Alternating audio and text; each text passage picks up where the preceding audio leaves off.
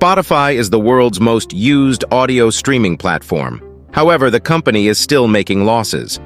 What you're looking at now is a graph of Spotify's losses from 2008 to 2022, despite 22.6 billion paying premium users, 40% of its 57.4 billion monthly active users in more than 184 countries. In fact, posts on social media are pouring in criticizing Spotify's new update. Even those who used it for free until now will not be able to shuffle or forward songs. Why are they implementing these decisions? Is Spotify killing itself by hating users? Or who kills Spotify? How people listened to music in the 1980s and 90s, as we know, was listening to songs by putting cassettes on tape records. Later, CDs replaced the cassettes. People started listening to songs even paying for CDs. But at that time, people were in a situation where they always had to pay for each album. Another thing happened in the late 1990s. The world has become internet boom. I used to download songs from a website called 123 Music and listen to the stream. In the late 1990s, websites such as mp3.com, People Sound were very popular, providing people with an opportunity to listen to music without spending a lot of money. Then came the apps. The app called Napster became a big hit. Napster was a peer-to-peer music sharing service. But they didn't have any rights to these songs, and they didn't have the right to share them or let people listen to them. They operate by pirating copies or infringing copyrights. Many copyright-based complaints are coming against the makers of this app. They try to acquire several rights and somehow make it legal, but in 2001 they are on the verge of shutting down completely. Another thing is happening in the same year in 2001. Apple has realized the possibilities associated with this one business, and iTunes and iPod are released. Anyway, in the absence of Napster, this iTunes is a huge hit. But it also had a major limitation. The problem with that business model was that we had to pay for each album and each song, just like CDs. The year is 2006, and this is when Spotify is launched. This is where the story actually begins. Spotify launched in 2006. Spotify is a Swedish-based audio streaming platform that we all know is used by many people. What was in the market at that time, we know it was iTunes or websites and apps like that.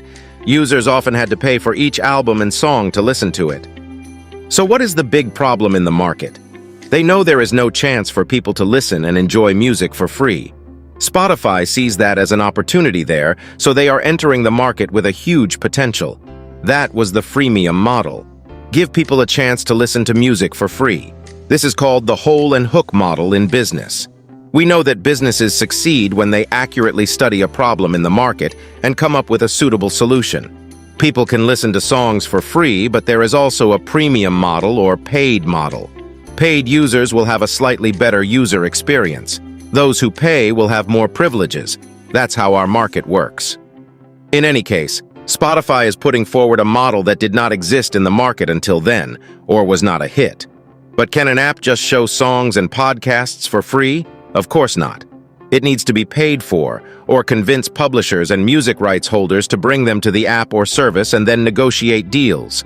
If we look at it from 2006 to 2018, Spotify owes USD 9.7 billion. Over time, Spotify became a huge hit.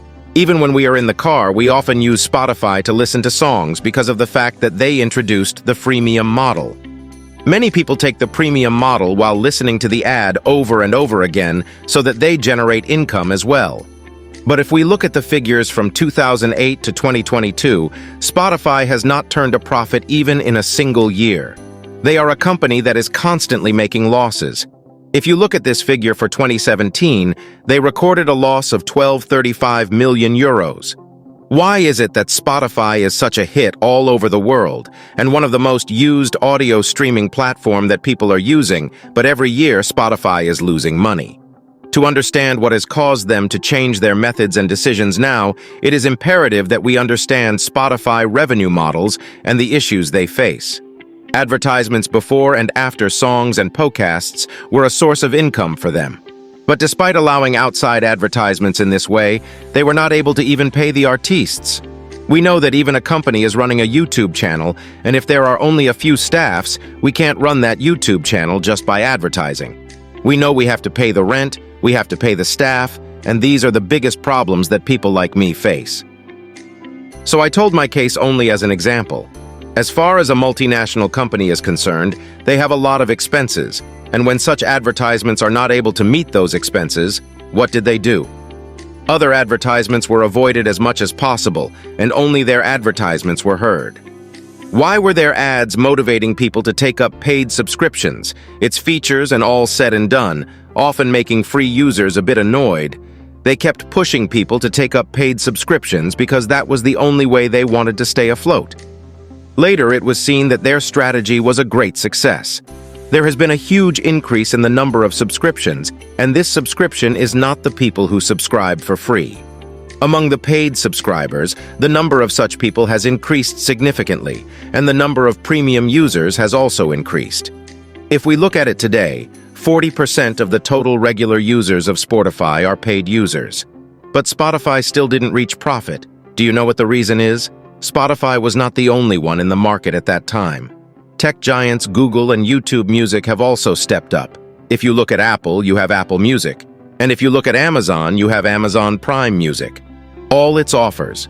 What are the methods? What are the methods offered by Spotify? They have the same method. Become a paid member and listen to songs without interruption. But still, Spotify is not broken because you know what? We just have to think about it. We know that according to our way of thinking, Spotify can often bring those songs in front of us when we think about them. If we're in the gym, they play music that motivates us, that makes us go to the gym, that makes us work out. We don't need to do any special search. They can understand our patterns exactly, analyze our data, and give us music accordingly. This app understands which way we are going, and their service understands that if there is a high traffic time, they are able to deliver the songs to us according to what song people who think like us are listening to at that time. Their advanced AI and machine learning help them in this. That is why Spotify provides a unique experience. Due to the same reasons, the world has seen an increase in users of Spotify. Have you ever had a chance to listen to the same song while thinking about it while using Spotify? If yes, then you must comment it, and let's see how many people have experienced this. So, one thing that is clear from this understanding is that if Spotify is ever to turn a profit, its paid subscription numbers will have to increase significantly, or it will continue to lose money. So if they want to add more people, what should they do? Minimize the features of the people who use it for free. Spotify has already trained them in a bad way. Now, when it reduces the features, it is more likely that more people will pay and subscribe to listen like they used to. This is the first and most important thing that Spotify can do if they ever want to turn a profit. But what we need to examine is whether these new moves are leading them to success. As we know, if we look at the Indian market alone, the Indian audio streaming market is estimated to be USD 870 million by 2025. Its value has reached almost $1 billion or 870 million. So if we look at such a big market, not Spotify is used by people including in the Indian market, that is another platform called Ghana. Apple Music, YouTube Music, Amazon Prime Music, and indeed Ambani's Jio Savan and Airtel's Wink are all competing in the Indian market against Spotify. But as mentioned earlier, Spotify is the most used audio streaming platform in the world. They need to increase the number of paid subscribers if they want to reach profitability. So whether these new decisions will bring Spotify to profitability is something that can only be said by reviewing the new figures. Because it has not been long since the new decisions were implemented, we will have to see if they are successful or not. At the same time, if we look at the Indian market, the Jio also is now being offered in the same way as it was offered Spotify years ago. People are now reacting on social media by uninstalling Spotify and installing Jio Savan. So if they want to bring Jio Savan to profit, whatever it takes, they should bring it to a state where the users who use it for free are limited by the user experience and give more benefits to the users who pay, just like Spotify did in the shortest possible time. Don't we think so?